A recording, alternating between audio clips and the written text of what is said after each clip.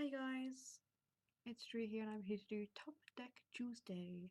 Um, I actually just filmed a whole video and realized that halfway through it had stopped recording. And those times when that happens is so, you can only laugh really. It's very frustrating, but whatever I must have said needed to just be said for myself, and here I am now. Cold sore because I am feeling very ill. The weather is all over the place and I'm really stressed out at the moment with different areas of my life. But I'm here today to make a video because I am really actually excited about picking this deck off the top of my decks that I have. So the deck of this week is going to be the Wild Unknown Tarot. I was going to use a Tarot of the Vampires, but it just did not feel right for me. I've used it so much. I love that deck. It is my soul baby in terms of like blood and life and creativity and all those really good attributes that I really like and associations, and I just love that deck. But I wanted to challenge myself this week because I wanted a deck that wasn't very picturesque, even though I'm still working with the Llewellyn, and I am also working with the Japanese tarot on my altar, as I've mentioned in the videos, but I wanted something different. So I chose this deck. And also because I'm going to be picking up the Animal Spirit deck offline because it's calling me and I really have wanted to work with the Wild Unknown for a while. And it's one of those decks that I have this really weird relationship where when I'm actually working with it, it's really, really fun, and I love going into the different aspects of it and the different artistic style and the way that the artist has chosen to portray certain things and my understanding of it, and really it's just so enjoyable with that. But it's also a fantastic deck to kind of step beyond the threshold of my understanding of what tarot is and investigate what I've learned so far, which is really important as well. Sometimes I love using these decks because you get a chance to go, oh, okay, so I've been working with these picturesque decks. You know, I can see the scenes, I can see the narrative, I can see that where have I actually learned enough to get to the point that I don't really need a guidebook in terms of these kind of artistic styles. So you know, when you have learned enough about certain suits and what their meanings are from more of a traditional standpoint, and by using more picture based scenic based decks, it's interesting to see how far you have come in terms of your learning experience to step back into a deck that is more pip based and has different symbolism that is not really seen with traditional decks. So, like animals, for example, and the array of colors. So, you get a much deeper understanding, and it is more of it's an opportunity for you to dive deep into the unknown, which is something I wanted to talk about with this deck as well. So let's just go into the questions though of what is the story of this deck and how did it find its way into my life. And if I'm kind of like switching a little bit and look like I'm looking at something, I'm just making sure it's still recording. How this deck actually came into my life was I had a very brief friendship with somebody off YouTube, and we got along pretty well, but our lifestyle was not, it didn't resonate. Like, we had very, very completely different lives. She lived about 2 hours away from me and had some issues with herself where she couldn't travel long distances. That was really a bit worrisome for me because I like equal footing in relationships, and 2 hours is a long time to travel often. And very quickly our relationship dynamic sorted itself out. So while I enjoyed the time that I did have with this person, it was a brief friendship, and it was obviously what we both needed at that time. And we did a lot of swaps, did a lot of talking and shopping and chatting, and it was nourishing. It was what it was meant to be. And during that time, she had this deck that she was looking to sell. I'd been looking to buy it, and I never thought I would have my hands on it because I just could not grant myself permission to spend that much money on myself on one deck until the Polaris came along, and I spent about $60 on that, 50, $60. So that broke through some of my financial scarcity issues, which was really helpful. But with this deck, I think I only ended up paying $35 or $45. I can't quite remember. It was a while ago. And so I didn't really work with it for a while. So we're going to go on to the question about what I've done with it so far, and then we'll come back to its energy. I didn't really work with it that much during that period of time where I was friends with this person. I didn't quite feel like it was my deck yet.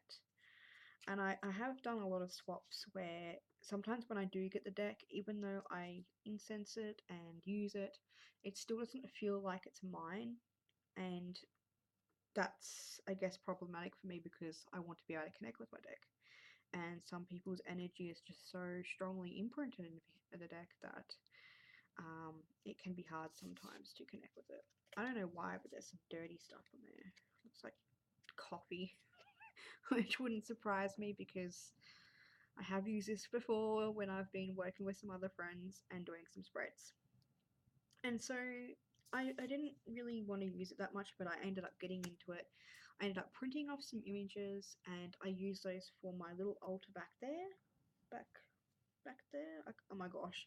Where that little candle holder is, you can see like a boxy thing, and I'll definitely show you guys that later in my review. So I put this aside, and then I created that, but I also actually used a couple of the images, and I have done a video using the chariot talking about shadow work, because this deck for me is a shadow work deck, hands down, pants up. It is a shadow work deck for me. It makes me ask very intense questions, and it makes me look at every aspect of the card. So for example, let's look at this one. We're not just looking at the meaning. I will go into what the animal is, what its totem spirit is, where I feel like I'm embodying that animal, what those items are, why they have been interpreted in my subconscious that way, the colors, the lines. Every time I look at it, it looks very trippy too, so it's kind of like a trance deck as well, which is really helpful for shadow work, which is, I guess you can say, coming back into the energy of it. It is a quote unquote darkish deck for me. And I say dark because it's an unconscious deck. It's a very, very unconscious deck. It offers me something quite different to, the Japanese, which is more surrealist and dreamy. This is more about uncovering the layers of stories. And I think I mentioned, and I'm not sure if I've just mentioned this in this video, but I like to work with them as an opportunity to see where I'm at with my own progress with the tarot. So, since it's so pippish, that's what I would use it for. I would go, okay, well, how much have I learned about the Five of Swords, Five of Wands rather, and how has my interpretation changed, and what can I add to it using this deck? So its energy is wild and unknown. So let's just break those two down to their cores, bare bones. This deck is about the wild aspect of the universe, the cosmos, ourselves, our souls, collective consciousness, personal consciousness, and the unknown. So it's the wild unknown. I love that they have animals here because it really brings that that element that we are animals at soul, and that animals can provide such nourishment. They can provide such guidance, and they can reveal our polarities and lights and shadows as well, which I think is really important in a deck, because I think that one of the things that she has definitely covered with the energy of this deck is that you do feel the chakra energy. And with things like this that has the chakra energy with it, you can really do some deep work with. Yes, I remember a Dorian Virtue card at one point. It had these colors on it, and she'd ask you to look at the card and see what color, what color stood out to you the most, what color felt right in your body. And you could very much do similar things with this, where um, whatever your question is, you might get Daughter of Swords, but what is the chakra associated with it? So, for example, I might have the green. So it would be heart chakra related. It would be relating to things and issues of um, my heart and my soul and my purpose, relating to where I am within myself and confidence and whatnot, which is kind of between that area, because I kind of associate the speaking and the heart together. Like, I always see those two colors merging together. I'm probably not giving you a great idea of what I'm trying to say, but that's just how I see this. And again, you can very much use the chakra energy with these cards, which is something that blending in another question together is what I want to do. Like, where do I want to take my relationship next with the deck? With this deck in particular, working with the energy, I would really love to use it for chakra work, because right now, some of the projects I'm working on use the chakra system, and I'm working with it with medicine wheels. I'm working with it with my lunar course as well, because I'm kind of the Moon Daughter lunar course. We are concentrating on the moon cycles at the moment, and I think it would be a really fascinating way, because it does have a lot of that, that nighttime energy, that nocturnal um, dark soul energy, as well as the solar energy as well. But I think working with, especially this week, I'm shifting from the new moon energy into, I think it's a waning cycle or waxing, quite sure, my brain. Pardon me, I'm just a little bit out of it at the moment. I think it's waxing, but whatever. See, I'm still learning.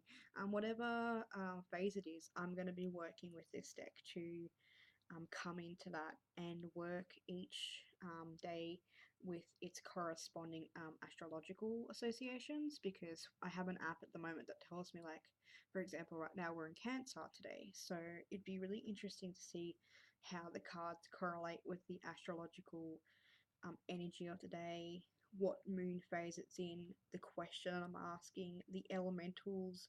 I think I can really go layers and layers deep with this deck this week. And again, I'm going to be exploring the words of wild and unknown and the power that they both hold. And I would really like to use this deck to do some sigil work with Sigil Magic, because I'm learning or reading and learning and writing about Sigil Magic at the moment. Very inspired by Kellyanne Maddox, but it's something that I've wanted to do for quite a while, but just been very scared of because of the unknown factor. What is it gonna create? What is it gonna manifest? How is the power gonna manifest?